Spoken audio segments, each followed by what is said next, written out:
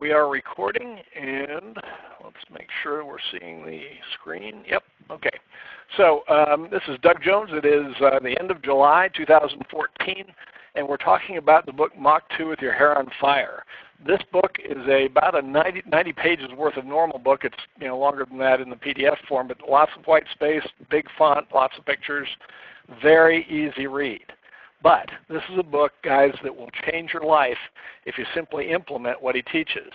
And the reason why he can do that is because, as William James said, who is the father of American psychology, the greatest discovery of the 20th century is that we can change the way we live by changing the way we think.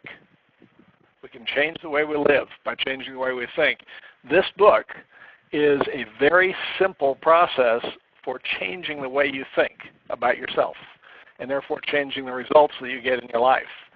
So if you don't think that's important, then don't read it. But if you think that there's anything you want to change about the results you're getting, then you've got to change first how you think. And this book is about how to do that. It's extremely powerful, and I highly recommend it. So with that said, let's dive into it.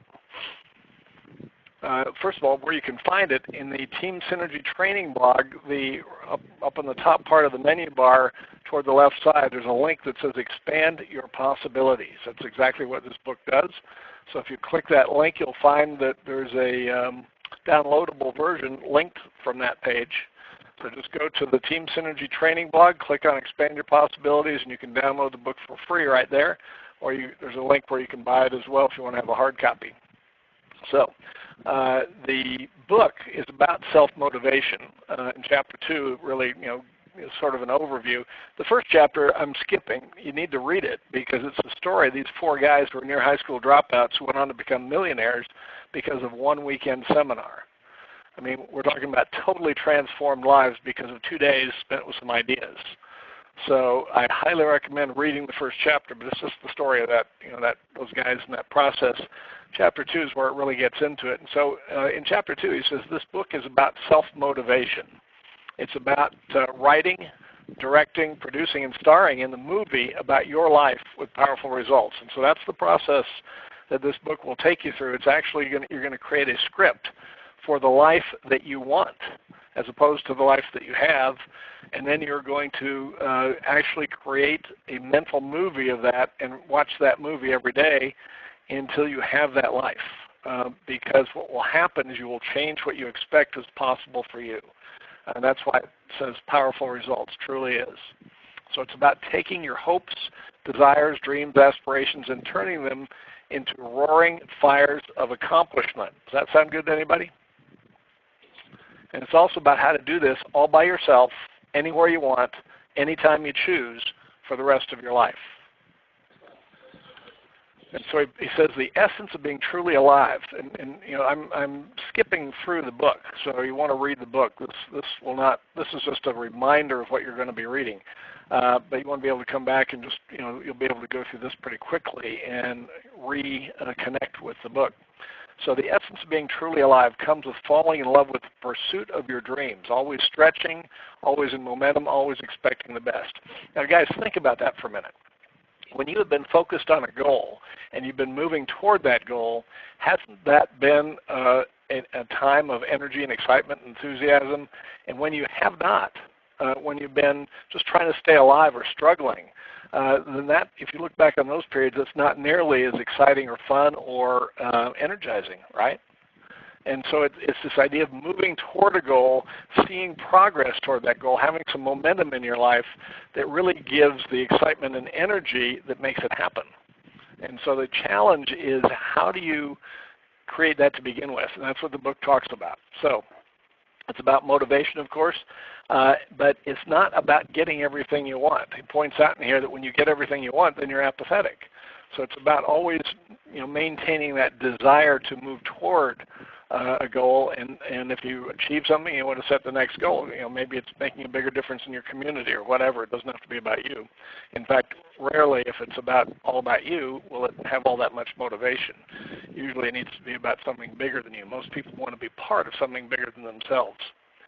So in this chapter, it's really important before you can really understand what does work to motivate you to do what you need to do when you don't feel like doing it so that you move forward toward your goals. The most important thing is to understand what doesn't work, right? So that you don't get trapped by one of these lies of success. So in Chapter 2, he talks about the 4 greatest lies of success. And the first one is that desire creates success. And most people confuse motivation with desire. He says that we think because we want something bad enough that we'll have the energy to get it. But how many people do you know that have a strong desire for a great deal more in their lives but don't get it, right? So it's not that they lack the desire, it's they lack the motivation. So how many are achieving it? The truth is, guys, that only about 3% of people in the world are financially independent. And so if you want to not be average, if you want to be financially independent, you have to think differently than most people. And this book is about how to change how you think about you. So desire has absolutely nothing to do with motivation. Desire only creates the yearning for something, but not any of the actual magical energy it takes to stay on that path toward achieving it.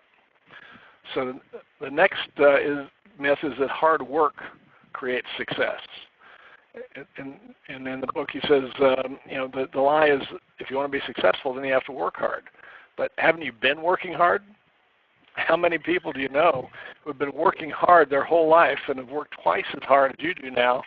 And if you only work twice as many hours a day, would you be successful or you'd just be divorced or dead? Right? So it's not about working hard, it's about working effectively and smart. So the third lie is that being a good person creates success. Obviously it's not, he says I'm not an advocate of anything else, but what does being a good person have to do with success? Nothing. And then the fourth one I understand personally. Whoops, let's get back there. The fourth one is a good education creates success. I can tell you from personal experience that an Ivy League education and a master's in business and $2 will get you a cup of coffee at most Starbucks. Education has not one thing to do with success. So it might be helpful in helping to understand some things that you need to do to get there, and you might meet some people along the way that are helpful, but it is not the education, it is the motivation that will make you successful. So what does lead you to getting what you want in life? So the real secret to success is that self-motivation is the secret to success. Self-motivation is that mysterious concoction of belief, confidence, positive expectation. Guys, underline that one in your notes. Positive expectation is the single most important element. And creativity and the seemingly infinite abundance of physical, mental, and emotional energy that naturally propels us toward our goals when we're feeling that self-motivation. So the question is, if you could get yourself motivated enough and keep yourself motivated enough, what do you think you could achieve? Think about a time that you were really motivated and that great things were happening, you were creative, you were making things happen, and you got a lot further down the road every single day than you do most times, right? So the key is to capture that magical self-motivation and learn how to turn it on most days instead of some days. So the keys to self-motivation are enthusiasm, courage, persistence, and creativity. And ask yourself this: if you could generate and sustain enough enthusiasm, could you accomplish your dream? Could you? If you could keep enough courage, could you accomplish your dream? How about persistence, creativity? If you had enough of those, could you accomplish your dream? The answer probably is yes, because creativity is not the property of geniuses. Creative thought is a direct result of being motivated, and the same is true for physical energy, courage, enthusiasm, and persistence. These energies and decision-making abilities are available to us on demand and in extraordinary quantities. Our emotional state and our state of mind determine how and when our subconscious mind unleashes those things. So this book, guys, get it. It will change your mind. You can download it right on the team training blog. So right there under Expand Your Possibilities, it's called Mach II with Your Hair on Fire. And I'm going to be going through that as part of the training over the next few weeks. And I'll probably be doing some special sessions in between, so watch your email just to get it done. But I want to get it onto the slides instead of just under the audio that it is now. So I'm going to go ahead and turn off the recording because I want to keep that separate.